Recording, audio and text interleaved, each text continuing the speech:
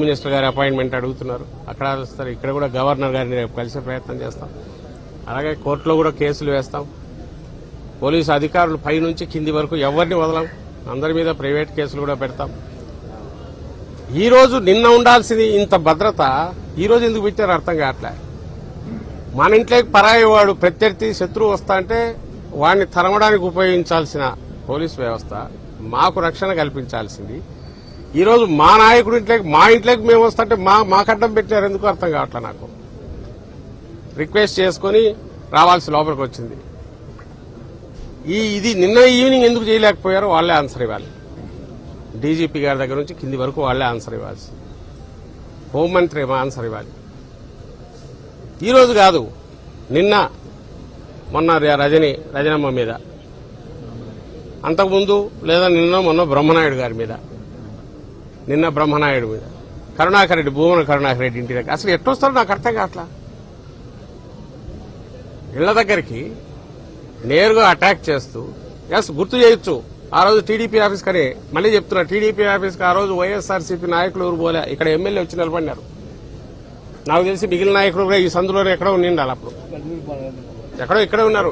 అందరూ ఎమ్మెల్యేలు సీనియర్ నాయకులు ఉండిండాలి. అప్పుడు ఒక జరగల. ఆ రోజు అందులో మళ్లీ గుర్తు చేస్తున్నా, ఇది ప్రజలు కూడా తెలియాలా.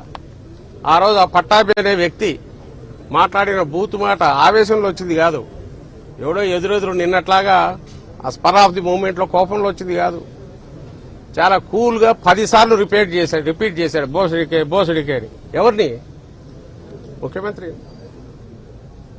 దాని మీద ఆవేశంగా పోయిన దానికి సంబంధించినంత వరకు కేసు అప్పుడే పెట్టాము. అది అయ్యింది, ఏం కాదు. తర్వాత జోగి రమేష్ వెళ్ళాడు. అక్కడ వెళ్లి వాళ్ళ అటాక్ ఈయన మీద చేశారు. అసలు ఇంటి వరకు ఎక్కడ ఫర్లాంగ్ దూరంలో ఎక్కడో వాళ్లే అటాక్ చేశారు. ఈయన కత్తులు కటాలు తీసుకోబోలే. ఓ పెద్ద 1000 మందిని తీసుకువచ్చి అక్కడే వీరంగం చేయలే. చంద్రబాబు నాయుడు గారికి ఫస్ట్ నుంచి ఉన్న లక్ష్యం హింసను క్రియేట్ చేయడం. అపోజిషన్ లో ఉన్నప్పుడు అదే చేశాడు. అందరికి గుర్తుంటుంది. ఆ పుంగనూరు దగ్గర రెచ్చగొట్టి ఒక్కొక్కటి ఆయన తిట్టది. ఆ తర్వాత పోలీసు బస్సులు, ఇదే పోలీసు వ్యవస్థ. ఆ రోజు గౌరవంగా చూసాం, ఈ రోజు గౌరవంగా చూస్తున్నాం. ఆ రోజు హద్దులు దాసి వాళ్ళ ఊరిని వాడుకోలే. ఆ రోజు పోలీసు అధికారి కూడా కన్నుకు దెబ్బ తగిలింది. పోలీసు వెహికల్ తగలబెట్టారు, పెట్రోల్ ఇవి వేశారు.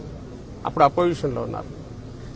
వాళ్లే దాడి చేస్తారు, వాళ్లే ఆగింతం చేస్తారు, వాళ్లే వాళ్ళకున్న మీడియా పవర్తోనో ప్రచారం మీద ఉన్న వాళ్ళకి పట్టుతోనో ఒక అబద్దాన్ని నిజం చేయాలని చూస్తారు. ఇప్పుడు అదే చేయాలని చూస్తున్నారు. ఇప్పుడు ఏమంటారు, మా లీడర్ను బూతులు తిడతారా అని. మీ లీడర్ను కాదు బాబు అని ఈయన సంస్కారయుతంగా చెప్పాడు. ఎక్కడ జస్టిఫై చేయలే. నేను చేసింది కరెక్ట్ అని అనలా, నేను అనుకుని ఉండాల్సిందేనే అన్నాడు. బట్ అటువైపు నుంచి తిట్టిన బూతులకు అనుకోకుండా రెస్పాండ్ అయ్యాను అన్నాడు. మరి అవి తిట్టలేదా వాళ్ళు? వీళ్ళందరినీ తిట్టలేదా? నిన్న సాయంత్రం అంతా ఇంట్లో వాళ్ళు అదే అంటున్నారు. ఇప్పుడు రాంబాబు గారి భార్య లేదా కూతుర్లు ఇద్దరు, ముగ్గురు మహిళలే ఉన్నారు. వాళ్ళకి ఆశ్చర్యం వేసేది ఏదంటే, ఉంటే మా నాన్న అక్కడున్నాడు, అక్కడికి పోతారనుకుని మేము సేఫ్ అనుకున్నాము. కానీ ఆమె మహిళా శాసనసభ్యురాలు, ఆమె వచ్చి మా ఇల్లు కూడా చూపిస్తే ఇక్కడ కూడా అటాక్ చేశారు. ఇది షాకింగ్ గా ఉందని. ఆ విచక్షణ లేదు. నిన్న జరిగింది క్లియర్ గా cold blooded murder, attempt to murder. ఆ నంబటి రాంబాబు గారు ఇంకా అక్కడ ఎవరుంటే వాళ్ళందరినీ చంపాలని అటెంప్ట్ చేశారు. దానికి తగినట్టు ప్రిపేర్ అయ్యి వచ్చారు, కత్తులు, రాళ్లతో. కాబట్టి మళ్లీ చెప్తున్నాం, జగన్మోహన్ రెడ్డి గారు వస్తారు. వచ్చిన తర్వాత ఇక్కడికి వస్తారు.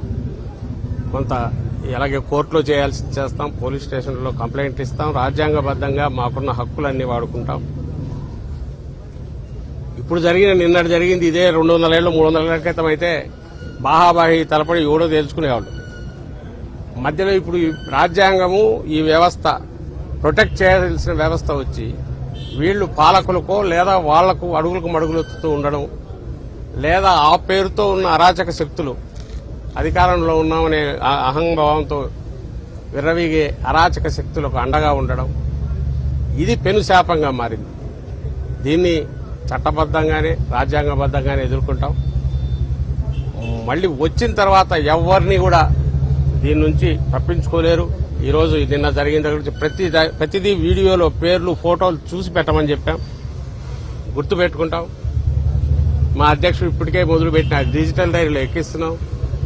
వచ్చిన తర్వాత పోలీసు అధికారులతో సహా పైనుంచి కింది వరకు ఎవరెవరైతే కాంప్రమైజ్ అయ్యారో, అలాగే పొలిటికల్ లీడర్లు ఎవరైతే ఉన్నారో వాళ్ళందరిది బయటికి లాగుతాం. అయితే ప్రతిదీ చట్టబద్ధంగానే చేస్తాం. మళ్లీ అది విషయం అందరికీ చెప్తున్నాం. ప్రజలు కూడా నిన్న జరిగిన దీని విషయంలో అసలు ఈ మొత్తానికి కారణమైన తెలుగుదేశం పార్టీ అరాచక విధానాలను, వాటిని చంద్రబాబు నాయుడు గారి అరాచక విధానాలను, ఇన్ని సమస్యలున్నాయి రాష్ట్రంలో, రైతుల సమస్యలున్నాయి, వీటికి ఫీజు రీయింబర్స్మెంట్ లేదు, పిల్లలు అన్ని వర్గాల ప్రజలు సఫర్ అవుతున్నారు, వాటికి ఆన్సర్ ఇవ్వాల్సిన పరిస్థితుల్లో వాళ్ళు ఉన్నారు. మేము వాటిని గురించి అడగాలి. వాటిని వదిలేసి వీటి ఇష్యూస్ మీద, లేని ఇష్యూస్ మీద మాట్లాడాల్సి వస్తుంది.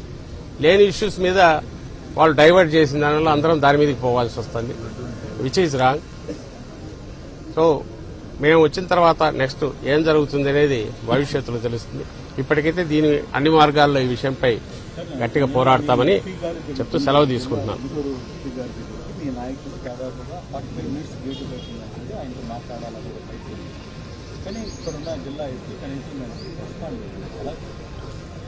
అదే నేను అంటున్నాను, కౌన్సిల్లో ప్రతిపక్ష నాయకుడు, మా పార్లమెంటరీ నాయకుడు డీజీపీ గారి దగ్గర నుంచి అందరు ఫోన్లో ట్రై చేస్తే దొరకలేదు.